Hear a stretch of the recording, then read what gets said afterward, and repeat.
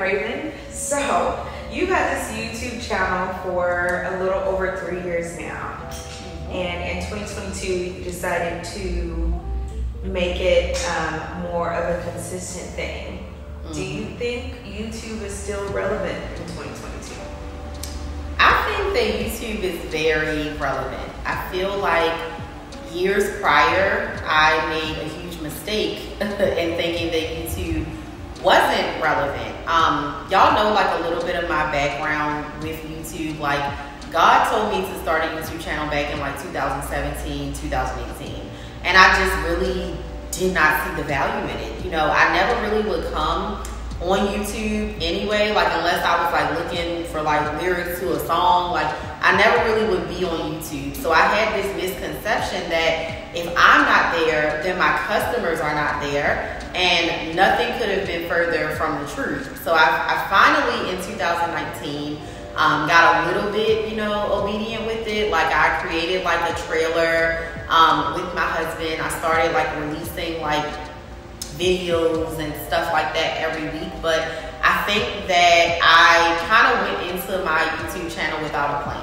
It was just like, oh, okay, you know, let me just, and I mean, God told me to start the channel, so I could have easily prayed, you know, about a plan, but I kind of just went into it like without a plan, because honestly, I really didn't want to do it. And I feel like that was reflected in my videos because I never really like thought them out.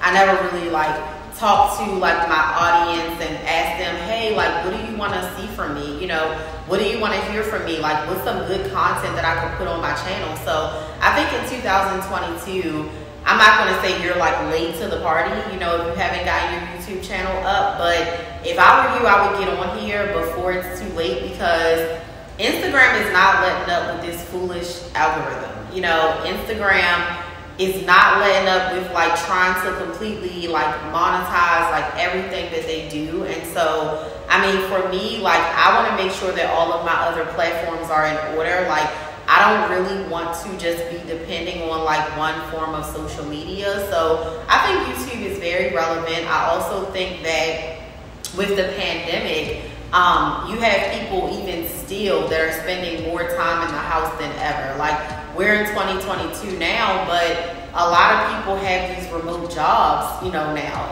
I mean, more so than before, so they're having more time to watch TV. And so because they're having more time to watch TV, they're going on YouTube and things like that. I also think that it's more relevant because you have other influencers that are taking YouTube really seriously. So it's almost like they have their own like reality TV show, but it's basically like on YouTube. And I would say in like 2020, yeah, like maybe 2020, like I saw myself like watching YouTube like a lot more. Like, literally every Friday, like certain channels, I'm like, oh, so-and-so about to release a new video, you know, and getting like really excited. Or every Monday, this person, you know, is about to release, you know, a new video, and they're releasing content that I can't really get anywhere else. I mean, I watch YouTube every day, and I watch it multiple times a day. I go to YouTube before I go to like any of my other like streaming apps or anything like that. So I think that YouTube is very powerful. I think that it's going to continue to grow and continue to be more powerful in 2022 and beyond. Yeah, I definitely agree with that. So when you think about the platforms that your clientele are on, do you think they're more so on YouTube than IG, or do you think they're equal, or do you think it's just important to have a good balance of both types of content? So, okay, I'm a little bit biased to Instagram, and I think I'm a little bit biased because y'all know in like 2020 my page got deleted. So I just don't really trust anything that Instagram says. Even this whole like, oh, make money with your reels. Why? Or put in links to your store in the bio. Like, why y'all trying to clock how much? No. Like, it's like, I just don't really trust them like that. So I do think that it is good to have like a balance, you know, of the content. But I do think that YouTube is a little bit more trusting to consumers than Instagram is, because you have so much fraud and scamming that has happened on Instagram. You know, on Instagram, somebody takes a picture in front of like a Bentley truck and says that they're a millionaire and has the link to their course in the bio, and and y'all just believe it. Whereas though on YouTube, it's video, so it's easier to kind of see, can I really trust them? Can I not trust them? Like, I just think that video enables like the way to build more trust like faster and more effectively. So, I mean, I do think that having content on both is important, but I think ultimately like where God has taken my businesses, that my people are really going to more so like be on YouTube, because I mean, this is where I'm at. You know, as a mother, I'm on YouTube searching for, you know, new kid shows for my son, or searching for, you know, kid-friendly recipes, or, you know, whatever. As a wife, you know, I might be on YouTube looking for recipes too, or, you know, me and my husband might be like watching something that we're looking for on YouTube. Like, so I feel like because it's more of a search engine as well than Instagram, like my customers are more so like want to be over here. So you've been on YouTube for 3 years. You've been more consistent in this past year. More. I'm showing up, okay, y'all? Showing up and showing out. So what would you say are some of the most common barriers to people when they're starting YouTube? What keeps people from starting and continuing? I think that people get married to the numbers. They feel like I am not worthy if I don't have 1,000 subscribers. They feel like if they put out a video and the video gets 2 views, then, oh my God, they must never want to hear from me again, you know, on YouTube. And I think that you have to literally break up with the numbers. Like, I don't focus on the numbers. I honestly, with my YouTube content, I focus on the longevity, because there's going to come a time and place, and my lovely team has helped me to like rethink this. But there's going to be a time when my channel does get really popular. I love saying that, because I feel like then they're going to go back to this video and be like, girl, like, ain't nobody really know you like that on YouTube when you made this video. But I do feel like, you know, when the time comes that my channel gets like really, really popular, people are going to go back and they're going to look at these videos. Like, the audience is not going to come the way you want it to come until you get consistent. So I just think that we have to release ourselves from the shackles of being so concerned about numbers and thinking that, you know, we're not worthy if 1,000 people haven't subscribed. First, you got to get 10. Then you got to get 100. Then you got to get 500. I mean, you have to stop comparing yourself to people that have been on YouTube for 10 years and have been consistent with it. I also think too, not knowing what your audience wants. I think that can be a big barrier, because it can feel like you're just like talking to the air. Like, okay, now I should make a video about this. Now I should make, like, you don't really know like what you're doing on here, and you don't have like a real strategy, because I don't want to spend my time doing anything that's not making me money, since I just have so many other obligations and things going on. So I think that when you don't have the strategy, when you don't know how to upsell people from your YouTube, when you don't know how to convert them over to your email list and nurture them and things like that, I think that can be a big barrier, because it just kind of feels like you're going in circles. Like, you're seeing people talking about monetizing their channel, but you're like, how come mine, you know, isn't making any money? So on the flip side of that, what would you suggest to overcome those battles and have a successful channel in 2022? I think really knowing your audience. And you don't, I'm not saying you have to know your audience like everything that they want, because I do feel like there's a ton of things that I've learned along the way. I also ask my audience a lot of questions. I survey them a lot to figure out like what is the type of information, you know, that they want from me. But I feel like you have to know your audience. I also feel like you have to commit to being consistent no matter what. Like, consistency is going to keep you in the game every time. I don't care if it's YouTube, I don't care if it's business, I don't care if it's working out. Like, consistency is always going to be your friend. I also think taking your YouTube channel serious enough to invest in yourself. Like, I had to understand I need help to do this. I don't know about editing YouTube. I mean, when I was hearing stuff like that from people, it instantly made me feel defeated already, because I'm like, I don't know how to like edit no video. Like, then you go on YouTube and you see people with like the cool sound effects, and they be having an intro and a thumbnail and the outro and the numbers popping up, and it's just like, ooh, like, this is a lot. Like, it's a whole lot of stuff that I just felt like I didn't know about. So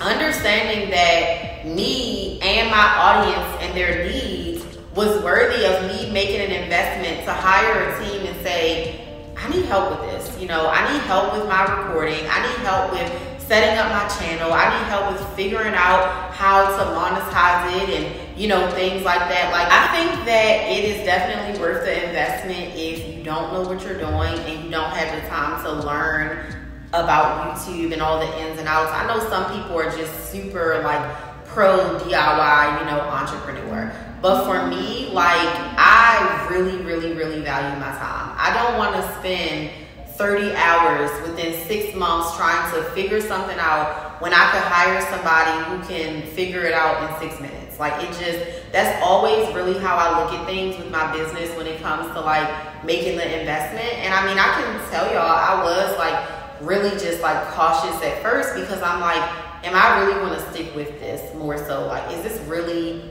you know, going to be worth my time? Is this really going to be something that my audience takes to and something, you know, information that basically they want to get from me? You know, are they going to show up for me on YouTube? So, yep, that's my thoughts with that. Make the investment if you don't know how to do it. I need to see you speak, listen to you in person, or read your or listen to your podcast. They know you're actually very entertaining.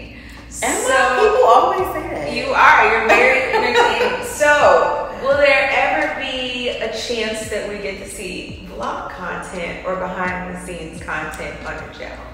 Oh my gosh. You know what? The people are asking for it.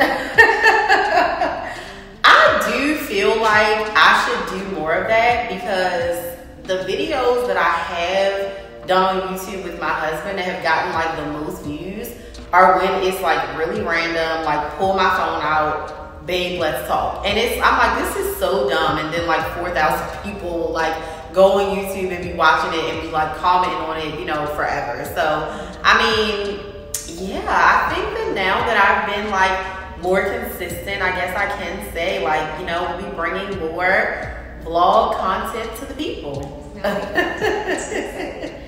Okay, so last but not least, there are a few ways that you can monetize your channel. This is like the big thing that everybody wants to get to. So the 2 ways that most people talk about are Google AdSense collaborations. So would you consider doing any collaborations on your channel to monetize? Are you looking to monetize your channel, or is your focus just bringing this information and doing it for fun?